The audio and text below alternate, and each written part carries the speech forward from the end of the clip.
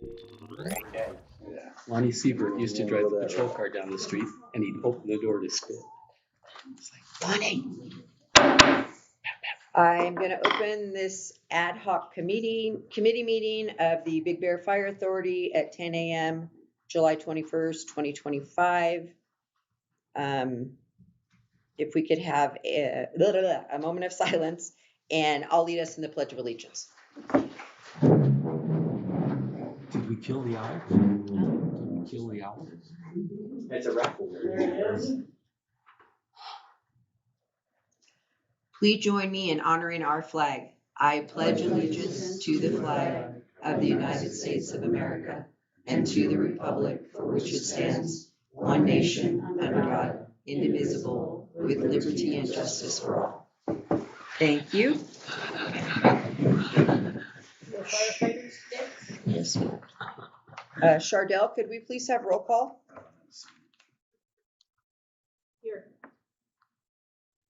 Here. Here. Here. Okay, moving on into public comment. I have two cards here. One is from Paul DeMombro. Is that right? Yeah. Okay. Come on up. All right. Well, my name is Paul DeMombro. I've been in Big Bear for about over 25 years. I've been in the mortgage and real estate industry for Big Bear for 26 years, mortgage industry, real estate for about 24, 25 years. The word Mello-Roos gives me goosebumps. Only because my experience with Beaumont, Temecula, Lake Elsinore, the Mello-Roos are so high, people just shy away from that. And I understand from you guys that you're going to be looking at undeveloped property for Mello-Roos. And we have a lot of questions like, okay, what do you guys mean by that? When the house is done being built, is the Mello-Roos going to continue for that property? And with Mello-Roos opening up in Big Bear, that opened up to, hey, let's add some more stuff that we need for our community. Affordability in Big Bear has definitely dropped, even though Big Bear, I want to say, is one of the affordable areas in California. Yes. A lot of people still moving out of Big Bear, yeah, because they can't afford it. The one thing that I wanted to point out that I know some people that have Mello-Roos, specifically in Lake Elsinore, in your guys' eyes, you see the fee as a dollar amount. And our eye and the consumer's eyes, we see it as a percentage.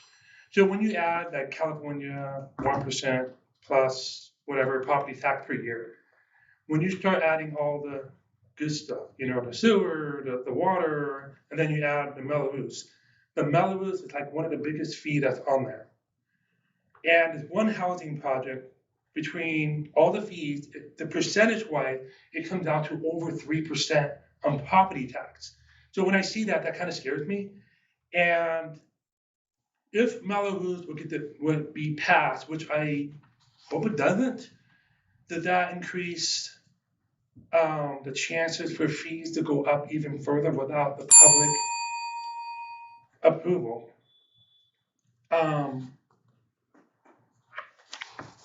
So I guess I want to end it with, when you say Mello-Roos, it's a scary word, and I don't think the consumers understand that. Because when I do pre-approvals on the loan side, I give them a breakdown. You got your property taxes, fire insurance, and they're like, "Why am I paying so high?" Well, let's see, principal and interest, and then you see the high, fire insurance the way it is. Then you see the property taxes. So that scares people, and not everybody understands that. In Big Bear, you got the second home, and you got investors. They're starting to go, "Oh my gosh, homeowner insurance is getting more expensive."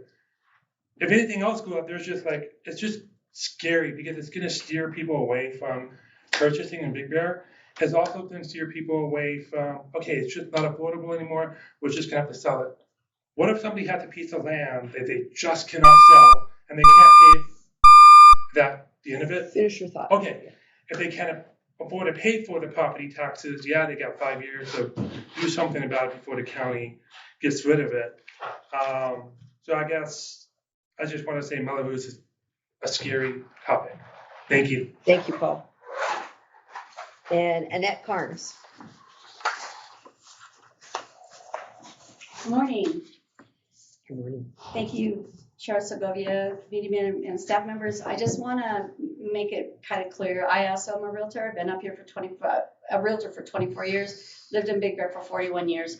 I was actually, a kind of a proponent of Measure I when it fell apart, based on the fact that it was a Melrose type tax that was going to be established on our property taxes.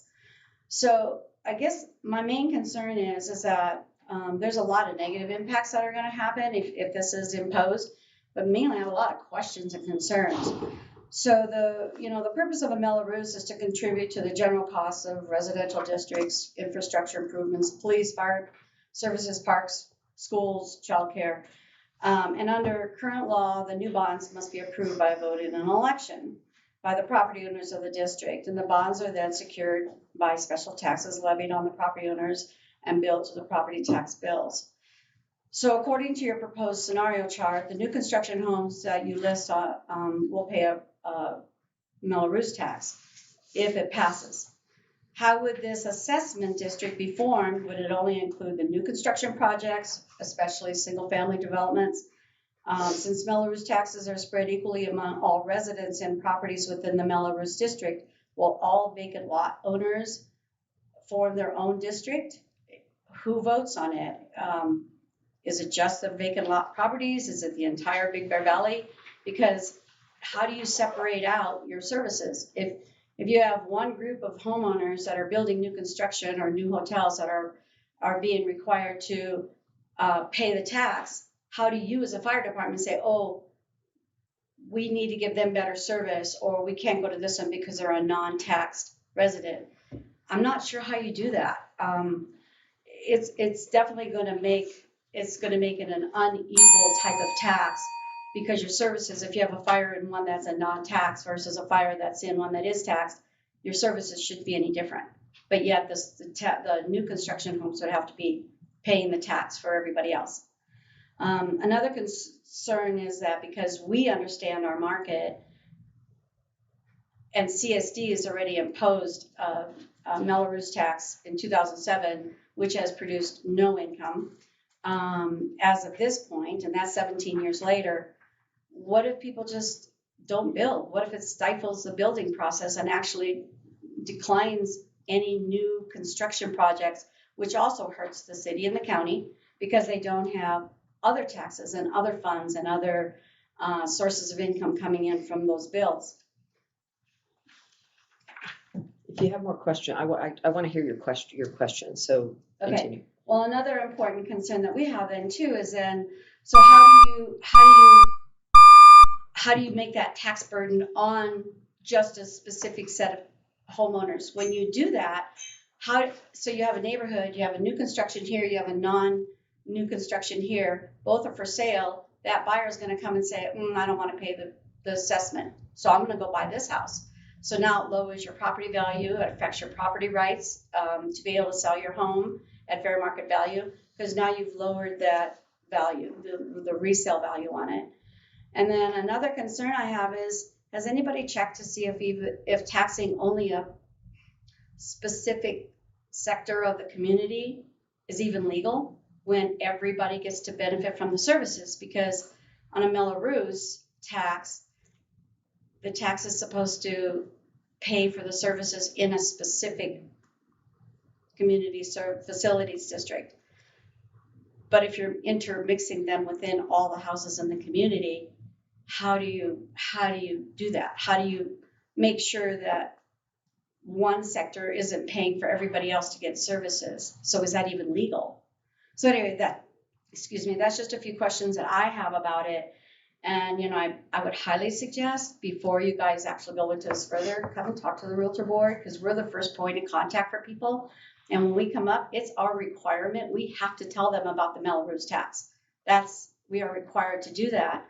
So, if we have two houses we're showing and we have to acknowledge one of them has a Melrose tax and one doesn't, first of all, are people even going to know which ones have it and which ones don't? But it's really going to affect our property values up here. Thank you. Thank you, Annette. All right. Anybody else right now? Public comment? Okay. We will move on then to our discussion items. which I believe after we had our board meeting the other night, we had more questions come up. That's why I was interested in hearing, some more questions so that we can go back to the consultants with these questions.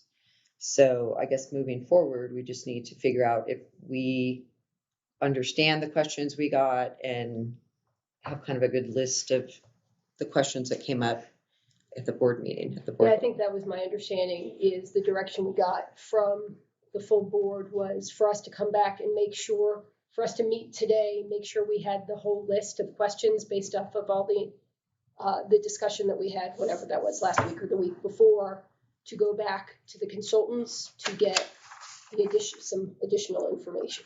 Randy had a lot of questions, Rick had I think there were a lot of questions that came up, and I think it was just making sure today the purpose was making sure that we had that whole universe of questions to go back to the consultants with.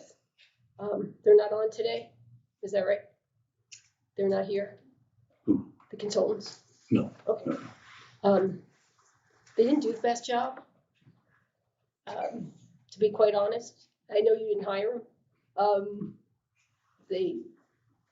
I think there's probably more questions than there are answers, but to be efficient, does it make sense to just make sure we have those questions to go back to them with? Yeah, I felt it was a little more murky after the board meeting the other night, just because there were a lot of questions. And I actually thought that after participating in all these meetings, I felt like I had a good handle on the questions. But then when you talk to other people, you realize there's a lot of questions. So. Yeah. From what I can recall, one of the questions that came up was determination on whether or not we'd include ADUs. And that would be a decision made at the level of the committee to recommend that to the board. At the highest level, it's when they put this together, what properties were they including? So are these just undeveloped properties? Were they contemplating expansion, like every property in the valley, which is if you do an addition? So what is their universe in putting this together of what they were including? And we don't have a sense of, I don't have any idea what that is. Is it only undeveloped, or is it any property that expands? I got out of it that it could be whatever we wanted. Is that correct? But then how did they do the math? The math is based on the size of the structures. No, but what is the universe of so is it every single property in the valley, undeveloped pieces of land as well as developed pieces of land, or is it only It will only be upon development. I think what she's asking is, 1,700 parcels that they were saying would develop. But then the question came up, if I have a house that's just under the limit, but I choose to make an addition, now suddenly either my addition's going to be taxed or my whole house gets taxed. Was that even contemplated in here?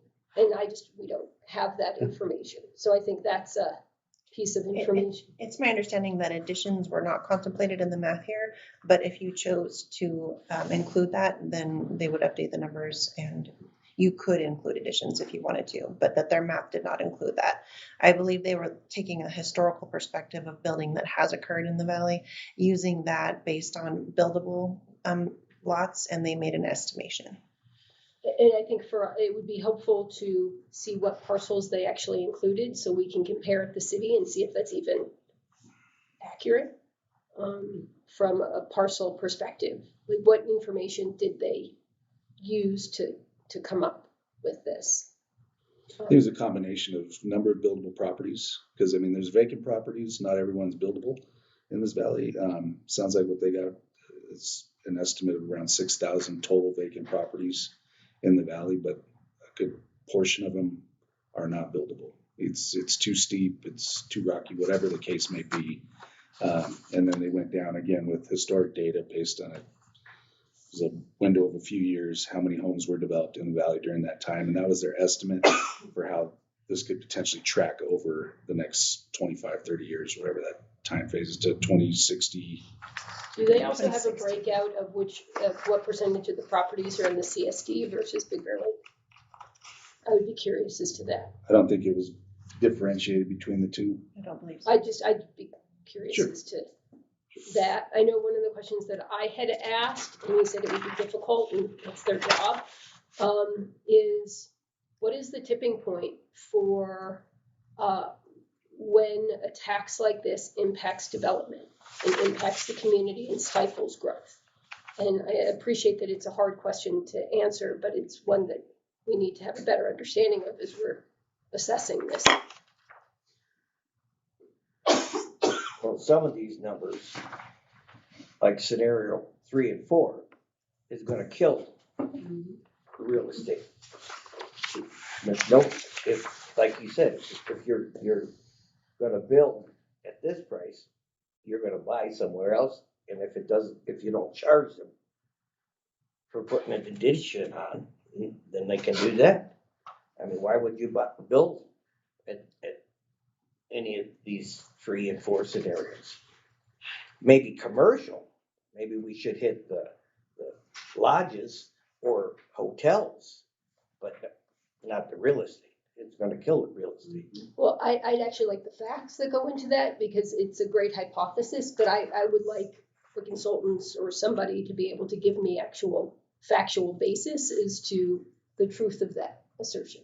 And I'm not saying you're wrong. Well, I if like you're to have looking for a house, like she said, you're gonna buy this one over here that has this tax on it, or you're gonna buy this one over here where I can add on to this. I don't know if that goes into people's decision making unless I have the information behind it. Well, it would go into mine.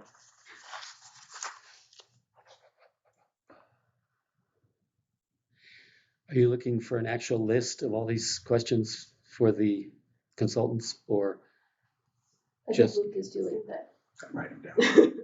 you're on it? Yeah, I mean, because the board did have a bunch of questions, so. What And other then- questions did the board have? Well, there was a question about the EDUs. Do you or don't you? I'm sorry, ADUs. And then whether it would, now I'm hearing it would be up to us as to whether it affects an addition and would it change the whole house?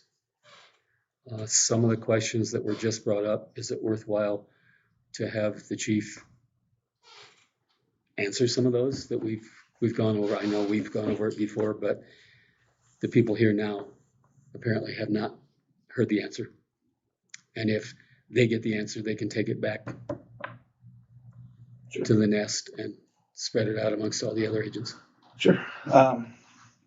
For the Melrose, if this were to go through and we were to start annexing new development into these, the fire department would make no differentiation into who's paying the tax versus not. What we're looking at is a long-term plan to assist in this organization meeting the needs of this community as it grows. So there will not be a sign or a flag that somebody hoists to know whether or not they pay into this. It's simply allowing us to build our infrastructure as the community grows. The amounts on here, if you'd have seen somewhere around 2 years ago where we came from to what we've gotten to, that original amount was projected at, I believe it was $7.50 a square foot. And the ad hoc committee and the board quickly recognized how unrealistic that was and that would not go through. Nobody would take that on, obviously. And as far as Melrose being a frightening thing, they're very common in Southern California.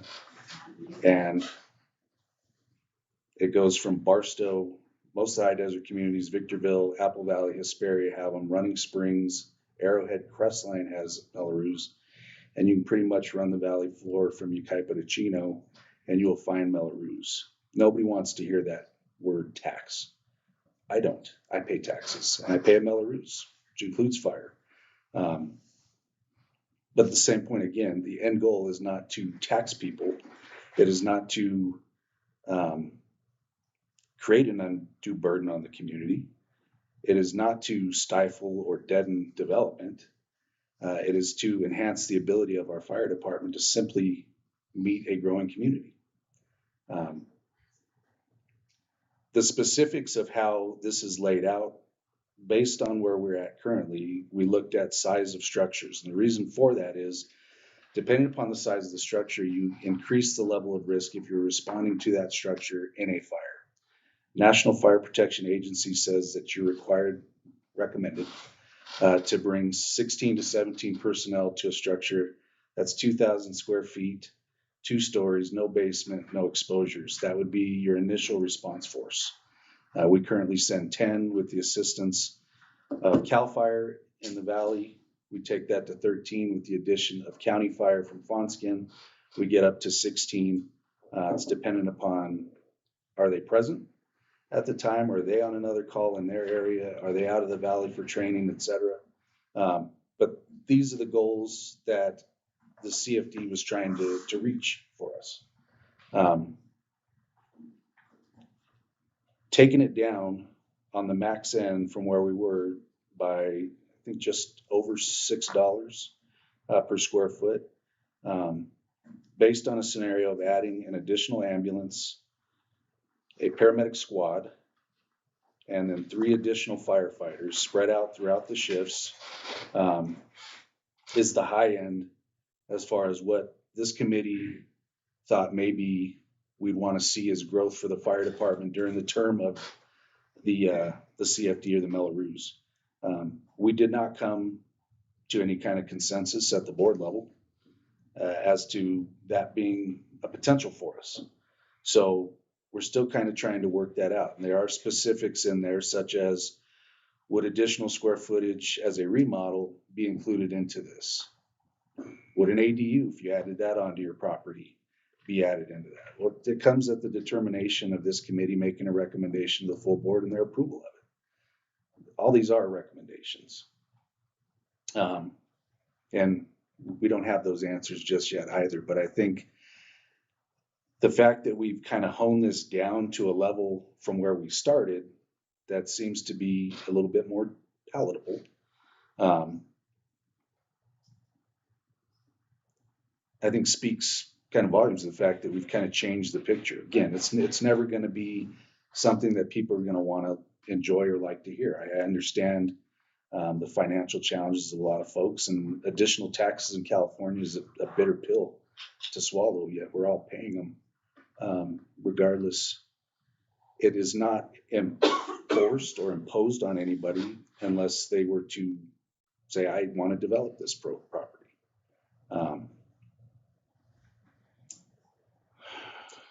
So I was a little murky after the 3 consultants talked the other night, because they kind of didn't seem to be agreeing with each other. So to Annette's question on, they would have told us, right, if it's not legal to tax just a special set of people. I would imagine it is legal, because they're being imposed in communities throughout Southern California. So different tax rates exist in my community. They exist in a number of the communities that our members live in. They're paying a different tax rate than somebody 300 yards away who just happens to be in a different area that was developed 30, 40 years ago. This new one had, additional costs associated with these projects. The reason why nobody's in the CFD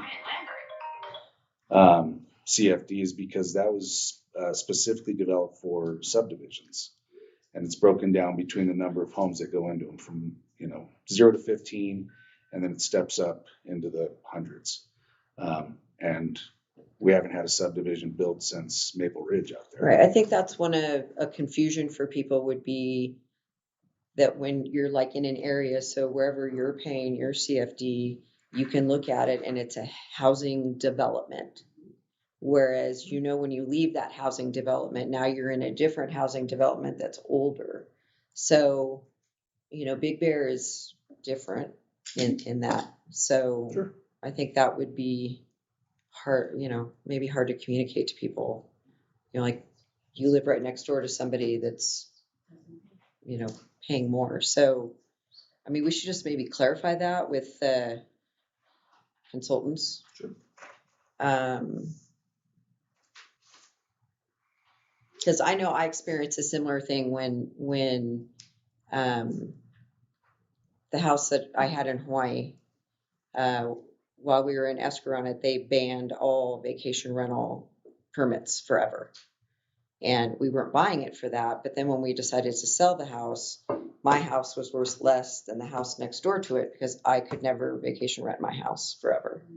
So, it's a little bit of a bitter pill there. Yeah. Did you raise your hand? Did you have?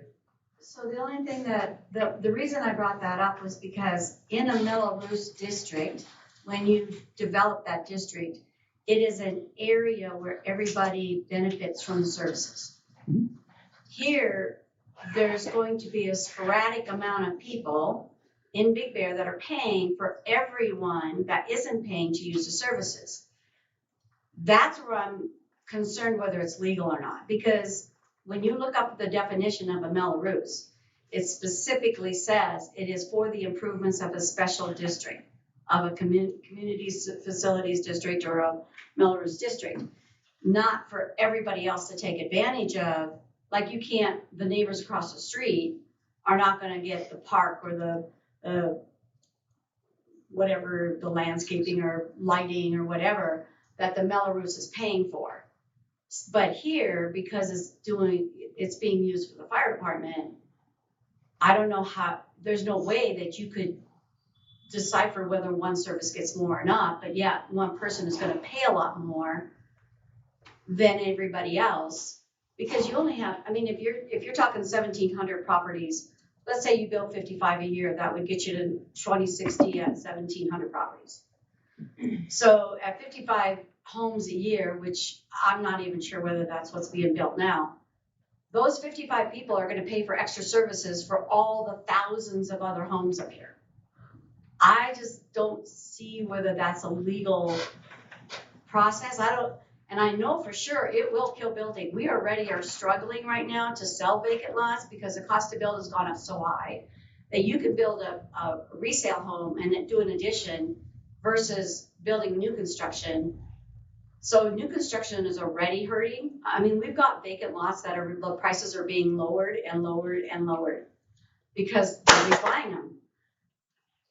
You throw another tax on there, I think you'll just kill it. I think it'll stifle it. I don't think it's going to benefit. I think people just won't build, and then you won't have the money you need. So maybe we can get just some clarification to make sure that, I mean, I know there's Mello-Rooses all around us, but are they new developments or are they sporadically intertwined in communities that are already existing? That's the answer. Okay. Could I get you to bless my perception? We currently are really stretched to provide fire service. So if you want to build on more parcels and bring in more buildings to protect, then there's an increase in cost. You can see it as they are paying for a benefit to me, whereas I'd say I'm already paying for fire service, but if they build, now you want all of us to pay for their extra fire service. So what we're trying to come up with, since the city can do a TOT, but CSD can't as a county, what do we have, 13, 16 on the list initially of potential ways to bring in money. And this is kind of simmered down to, this is one that might work, but you're right, and I have brought it up, that in 17 years, the CFDs out in CSD haven't brought in a dime. And you could also look at this and say that if we're talking 1,769 potential build out, that does not take into effect, we just did a 8-acre parcel that has subdivided into 18 lots, right? So that wasn't in this number. And every large parcel, or even anything big enough that they could come up with a half acre, whatever, there's more sitting out there. We have just seen the construction of a hotel on the boulevard, and there's currently one in construction at the Moonridge Y. and discussions about some other construction. Those are going to impact. Part of the justification to have 2 ladder trucks instead of 1 is having to deal with commercial properties and the ability to go higher or to reach out over a burning complex with a rain bird and help put it out. So that's where we're coming from. And we're not just talking a development in the concept people down the hill would have of Happy Acres, 56 homes being offered. We're looking at any parcel on which someone wants to build and therefore needs a building permit. They would be required to annex into a district which is not necessarily 6 square blocks, but the entire fire authority's jurisdiction. But those parcels which choose to go for a building permit would then automatically, well, if they want the permit, they will annex in and pay extra. Okay, That's Yeah, correct. they don't have a choice, right? They would have a choice. If they want to develop, they annex. If or they don't- can sell the if they lot to don't. somebody else. Right. They can't get their permit. Can I ask one more question? And to begin with, who votes on this? Because it has to be voted and approved by the property owners within the district that 2/3. you create. Who would actually vote? Would it be right now, today, to put this in motion? Would it be vacant landowners? Would it be everybody in the valley? Because technically, if you built an addition, you'd also be included. Because we did this measure, I failed because of it. And we had, we had the fees all the way down to, for seniors, under $100 a year. So, and it failed. So how do you go about voting this in? What are the requirements, or who would be the ones voting on it? The individual developers become the voters if a CFD is created. So it'd be each property owner, when they came in with their plans, would become the voter. Correct, but but would that just be the vacant landowners now, like, in order to implement this? If they choose to develop, they become the voter at that point. So it's not put out in like a mass ballot measure. CFD would be created if the board so chose, and it would basically be sitting there. And then somebody submits their plans to the city or the county to develop. The caveat for, as far as conditions of development from the fire department would be, as it's written for the CSD now, we do the formula to come up with whatever the amount is that would offset your negative financial impact on the department, or you annex into the CFD. And at that point, those conditions go back to the developer and they get their vote at that point. It's how it works. If they want to move forward, they say, yes, then I want to annex in. And then that would be. So there's no upfront vote to decide whether this is No, ma'am. So that question made me think of another question, which is, if I own a vacant piece of property right now, do I get notified that this is happening? No. So I don't know At the that. time of development, again, it would come back as a condition. And at the moment, it doesn't exist, but the first person who wants to build or get a permit becomes the first person to initiate the district. And therefore, if that one person wants a permit and wants to create the district, their 2/3 vote was just taken care of, because that one person would have the power to implement this whole plan. And what if Not they say no? developers, Right? developer, builder, And what if that one developer would say no? So then does it push it off till the next one? until the next person. Yes? That's correct. And then since we've had other things where we've run into, like Big Bear Lake could do a TOT, but we can't, do something because of the CSD part of it and the county part of it. Would to put this in place, do we have to notify the county that we're doing this? Do we We know would that? notify them at the point of the inception. So when that first person comes in, we'd have to get in touch with the assessor, because they would basically start creating that map, so to speak. It would be the jurisdiction of Big Bear Fire Authority, but that one property would update the map. And then the next one would change the map, et cetera. as we went along. I mean, so I would like to add that question though on there, because really, if I've been sitting on a piece of property for a while and then all of a sudden I put it up on the market and I find out this thing has happened to me, I'd be really upset. Mhm.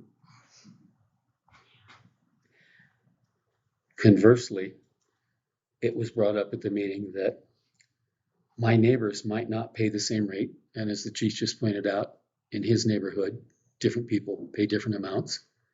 In my neighborhood, I've been at the same spot 44 years. And I know that I don't pay what my neighbors do because I'm protected by 13. Whereas every time one of the other parcels sold, they're brought up to the current rate. So no, that's not unusual. And I hear what the person was saying, that doesn't seem fair, but the reality is it currently already exists. Yeah, but as far as like owning a vacant piece of property though, now you're talking about property rights. Yeah. That when you bought your property, you didn't know that that was on there. And now somebody has put something on there that you didn't know about. When my parents brought the family here over 60 years ago, they bought property that was zoned agricultural so they could have their mini farm. They weren't hippies, but Mother Earth News was on the coffee table. And that was 20 years before there was a city. When the city came to be, they changed the zoning to high density. So my parents lost that property right because the condos can say we don't like your chickens clucking or your cows crapping or anything else. So things do change. And unfortunately, the comment made by Mr. Putz about someone who didn't like short-term rentals, the response was, if you don't like it, move. That sounds really harsh, but it's a reality. Unless you can get everybody in your neighborhood to vote against whatever the zoning is or whatever the project is, that's how it works. I don't like it. I bought in a single-family, quiet neighborhood. I now have 5 short-term rentals on my street. It's no longer quiet, it's no longer peaceful, and it's no longer single-family. But that's just the way it is because they have a right to rent. I have one more question. But isn't the whole idea of raising funds, isn't the whole reason you're doing this is to raise money? So if basically you're gonna stifle the whole building process and changing, I think you should have been notified that your property was changing zoning, right? But it may not have lowered the value of the property depending on what the next person wants to do with it. But that takes us back to Ms. Melnick's comment about at what point do we kill the golden goose? That's right, but that's what I'm saying. So if people then just say, fine, then I'm just not gonna build, I'll go build in, Somewhere Luzerne or something. Then you're killing the whole Big process Bear or of Lucerne. what you're trying to Yeah. do. But the potential is then someone else may come in and say, it's worth it to me. Sure. Or I might not build there because I don't have a fire department that will be able to take care of my house if something happens, or I can't get ambulance service at my new 5,000 square foot house or at my new hotel. I have no fire hydrant within 500 feet. And on hotels, I totally understand it on commercial because you can split that fee out by, like, if you have 50 rooms, you can split the fee out over a period of time, over the year, over 50 different rooms being rented all the time.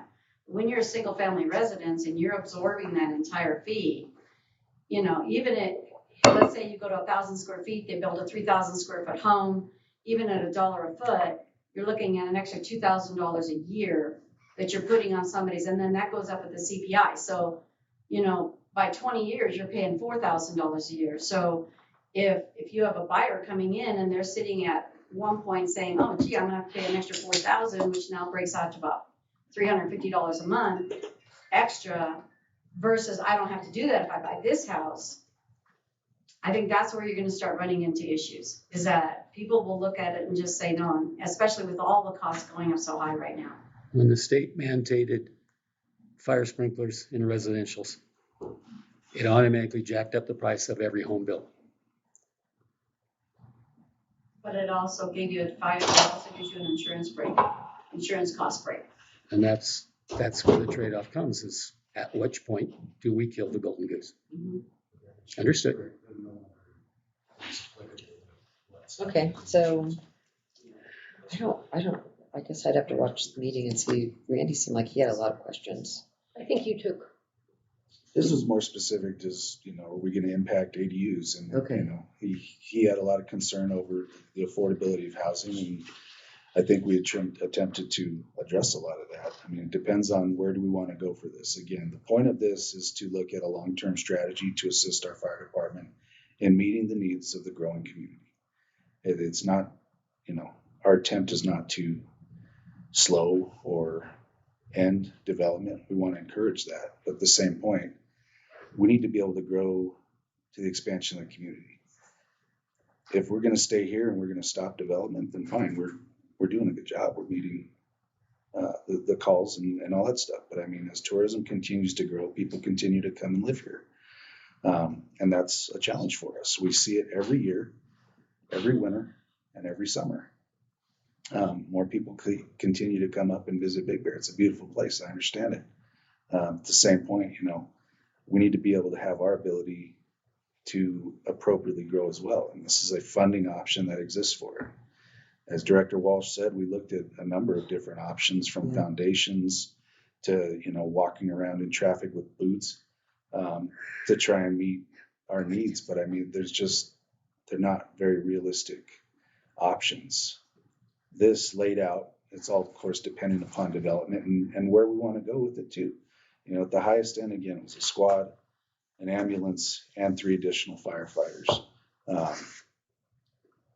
We're trying to kind of massage things to find that happy medium in there. And, I think that's the Randy, attempt. sorry, I didn't mean to cut you. I think one of Randy's points was, if the community doesn't want to pay for additional services, which they clearly didn't under Measure I and other Sure. things, then maybe we need to start looking at service levels. You get what you pay for. Yeah. And if people don't want to pay for the service, then we have to look at potential cuts. I mean, it's as simple as that. Yeah. The acceptable level of risk is what everybody needs to take into account. It is what we have good enough. And, it always is good enough until you need it. And when we don't have enough to send to your hotel, or to your humongous home, and it burns, and because of the size of that structure, it creates enough heat to burn your neighbors' homes down and their neighbors' homes down, because we have 10 people to send with 2 engines and a truck. The finger's going to come back here. And just so you guys know, I think some of us have been on this committee it was formed like 2.5 years ago. And we had a big, huge list of all these great things that we were looking at, and kept finding out that legally we couldn't do this and that. So this is literally, I think, our last item. So far. Yeah. Other than car washes. Yeah. I think Patrice wanted to say something.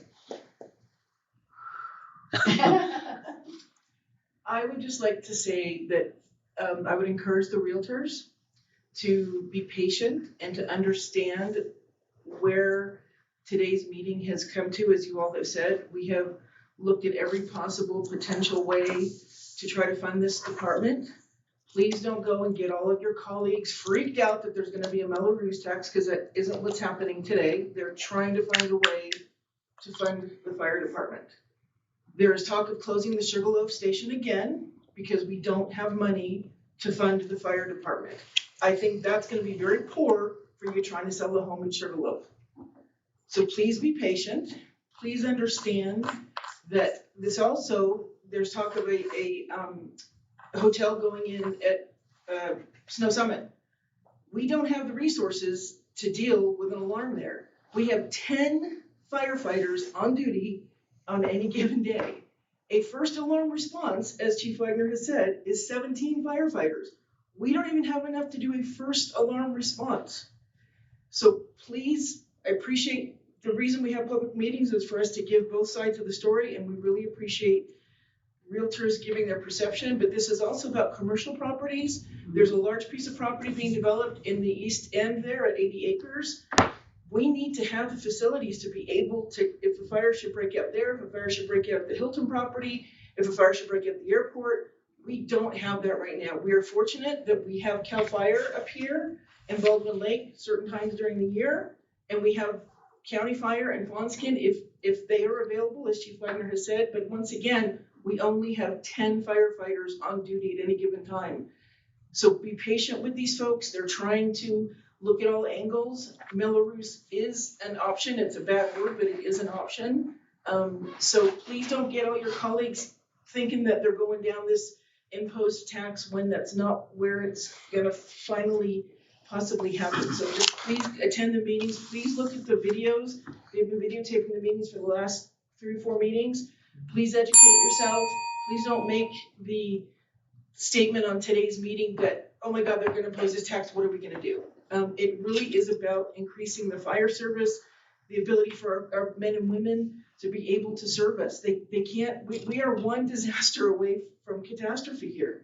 And so please be patient with these folks as they try to figure a way to bring revenue to the fire department. Thanks. Ultimately, we would have liked to have seen a way for visitors to pay, but that didn't work out. So, I just want to add something.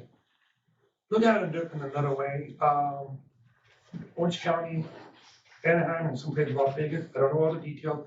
There's a special sales tax. They don't call it a sales We tax, can't but do you it. can. Do that. We Yeah, can't we- do it we can't do it. because, I mean, that goes to the 400 things that were on the list, slight exaggeration. it's because we're Because- like a merged district. We could It's do it this- in the city, can't do it on the county side, Yeah. the CSD Oh, man, side. okay, So trying got to have parity between the two different sides is where the challenge is of raising revenue Sure. come from. Thank you for letting me know. I'm all for supporting our fire department, making sure they have enough resources, making sure they have what they need. I guess my confusion comes with, I don't know exactly the process, how the assessors, when they collect property taxes, how much they're budgeting to give to the fire department themselves. As an agent, we've just come off record high number of sales of homes that were being assessed at 100,000, being sold for 500,000. That assessment is now being assessed at 500,000, so that property tax is being collected on 500,000. Coming off of record number of sales here in Big Bear, you would think that our fire department and that our services would have plenty of funding and there would be plenty of budget with that huge increase in property sales. Maybe I just don't know how the fire department receives their budget from the assessors and from the county and from the city. But it seems to me with the record number of sales that we've had with record high numbers, that they should be well within their means to get another truck, to get the employees they need. So I'm having a hard time understanding how they are underfunded this much coming off of the last 21, 22. these years of ultra high sales. It blows me away. I cannot fathom why our fire department does not have enough money. Their budget should be huge right now coming off of those record number of sales. And maybe it's, do we need to do an investigation on the county assessor's office? Do we need to do, the assessor's office? I don't know how it works. I don't know how you guys receive your your budget, but yeah, you guys need what you need. You need your employees, you need your truck, you need all of that stuff. It really confuses me as a layman sitting here. How are you guys not funded coming off of the last 4 years of record sales in Big Bear, record prices in Big Bear? How do you guys not have enough money? I don't get it. Our budget proposed showed the revenues for the city and for the CSD. So the numbers are there to show you how many dollars we are actually getting, whether it's been a record year for sales or not. So those are posted on the website. You could see those if you want.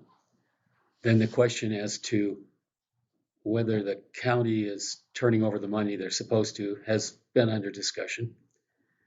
But I'd also ask that while we are trying not to rush into this, it has to be tempered with the fact that every time we miss another project, like the 2 hotels that have been recently built, we missed out on an opportunity to make more income. So the longer we dawdle, that's what we have to look at, is if we miss, if someone's going to build one, and that's been off and on, so maybe not, there's a potential for 50 or 150 rooms at $100 a year, whatever. That's what we have to think about, is while we're dithering. Cicero? Who fiddled while Rome burned? Nero. Thank you. That's kind of where we're caught. So if they build a $10 million hotel, they still have to pay property tax on that 10 million. So whether someone builds a $250,000 home, that person pays property tax on $250,000. That doesn't, whether it's a hotel or a regular residential, I understand the number of rooms is a concern for the fire department, but the amount of revenue that's being collected from the assessor on that $10 million hotel the correct percentage should be going into the fire department's budget off of that 10 million. And the problem becomes defining correct. Because we've been under that discussion. You mentioned 1%. That's your appraised value, and that's where property taxes are generated, is 1% of the assessed value. The city gets 15% of the 1% from the county. The CSD gets 7.5% of the 1% because the city is handling all of its own services. And so the taxes generated that provide for those services go directly to them. For the CSD, we don't do road repair. We wouldn't do culverts. We wouldn't do parks. So the county keeps a certain percentage, half. Now the debate has been, is 7.5% where we're mandated? Do we have to put up with 7.5%? Between property tax and our 1999 fire tax in the CSD, we expect about $6.2 million.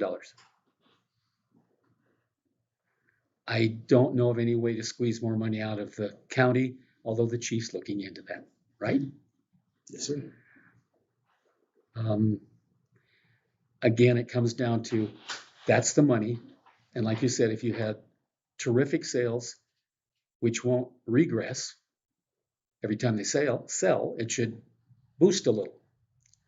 But we also have to look at cost of the vehicles, cost of the manpower, utilities, insurance, all that also goes up.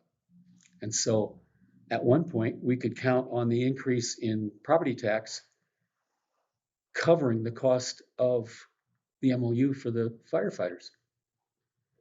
It's not keeping up anymore. And so I can't tell you why the county might assess a certain value on a parcel, or I can't argue that it's wrong. I can only say that 6.2 million is what the CSD has to offer.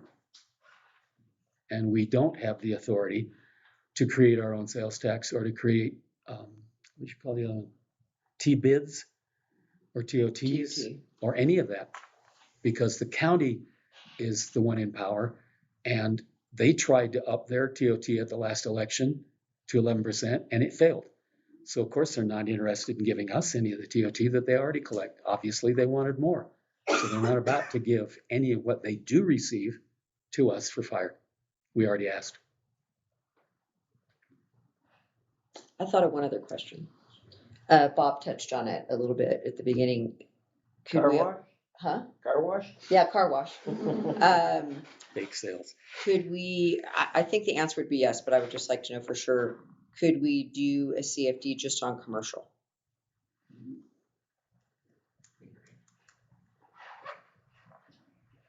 I think that's a pretty good I list think of that questions. was asked before. Huh? I think we covered that. Did we? Yeah. And what was the answer? Yeah, we could do whatever. Yeah. We set up, like square footage wise. But the question is, what does that bring in? Like, we could put it on anything, but what does it do to provide the services and pay for things that we need? Well, we're not gonna get, we couldn't do any worse than CSD did with their CFD. So, how many years ago? 17, Yeah. 18, what the heck. Look how much money that's brought in. If we do just the commercial, at least we're gonna catch the lodges and the hotels that go in. Yeah, except that what is the tipping point that we diminish the desire to build those here? And that's what I need to Well, understand. most of those are gonna be built by big money. If you Not all, got, if you got, well, it's, they still you need to and I make aren't gonna money. go out and buy it. They still need to make money, and that's the Correct. question is, I mean, we can throw out all these hypotheticals, but without the facts and the information Well, you behind got them, it's. 7 million coming up here every year. You're gonna fill those rooms. But there comes a Well, we're point at not. which I won't come here because of all It's the too extra expensive. That's fees exactly added on. right. Or they'll come up for the day. I mean, it's. Well, it's- we don't have to tax them out of it, but we can put some kind of CFD on it, so we get something rather than nothing. But Right didn't- now, we're getting, But didn't we also discuss that at one point about a recreational fee? We can't do it Yeah, we because you can't do can't. that. Exactly. Yeah. So then I'd start to question, if you levy this Mello-Roos on all building versus, well, we'll only stick it to the hotel, motel, and ski slopes. That, I can see where that might be illegal. Well, maybe you could find out. because that's where the tourists come. Right, but, And the T-bit addresses that as well.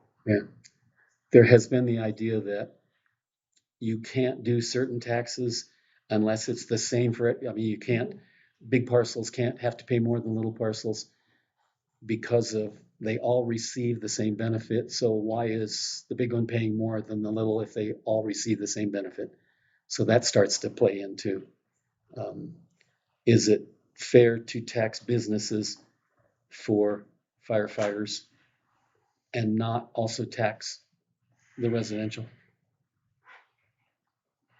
Yeah, there's that, but you could argue that when they need to roll up to a big hotel that's on fire, Fire does A lot not care. more. you know, You're gonna have a lot more people and a you lot yeah. need more people. Yeah, So, more equipment and everything else. okay, so this was a good discussion. I did have a question. You Yes. mentioned Prop 26. Which one, 22 or 2010? I believe the last one I looked at was 2010. Okay. Because the one in 22 had to do with gaming on casinos and betting and such. So we're talking 2010, which focused on whether it took 2/3 or not. And that's what we've got. But the 2/3 then runs into this oddball situation where one person could trigger, and that one person is the 2/3 vote. So that's what you're talking about. No, when I brought up the Prop 26 regards to tax utilization versus the source. So the money that leaves from the fire tax dollars out of the CSD is not being utilized to assist in fire services to the residents of the CSD. That money is being kept down at the county. So And has anybody responded to you on that yet? I'm just still working through all the 'Cause, details on that. I'm Yes, not the gonna county just say does yes. provide fire service through Fawnskin Fire, which rolls as a mutual aid. It's mutual aid, but, So I'm waiting to see if that's going to be their argument is, and that's fine. okay, Because the They're, right now, they only respond based on requests. They're not automatically assigned to us. They're receiving more service from the fire authority in Fawnskin than vice versa. So we're back to the idea of fair share. Source and use. Okay, so are we, anything else? Just to So I think confirm we have our list, which is what we decided we wanted, that came out of the board meeting of questions. Just to So- confirm that I have the questions all right, so you'd like a breakdown, number of properties, buildable properties, CSD versus the city. Mhm. If there is a dollar amount or threshold that has been proven to slow or stop development, is it legal on a house by house basis versus whether it has to be subdivisions? Would any notification go out to vacant property owners if the CFD was established prior to development? And then can we do CFD on commercial only? And then the ADU thing. If that messes up something, if somebody wants to put in an ADU, Does it trigger? yeah, does it trigger something? Well, for this, it'd be based on square footage. So it depends on the size of the ADU that you're adding to your Okay, property. but if I build a granny flat, does my house get fanged because now I have enough square footage? Or is it just exclusive to, That'd be dependent upon the recommendation of this committee to the full board as far as what they want to include or not. because the state would like you to build 3, not just 1. I guess the question is, were those included in the numbers that they put together? Okay. So, I mean, I know that we have all these, you know, we can pick this and this and this and this, but what did they include in these numbers? I think that's part of what we don't know for sure, is what the consultants included. Oh, understood.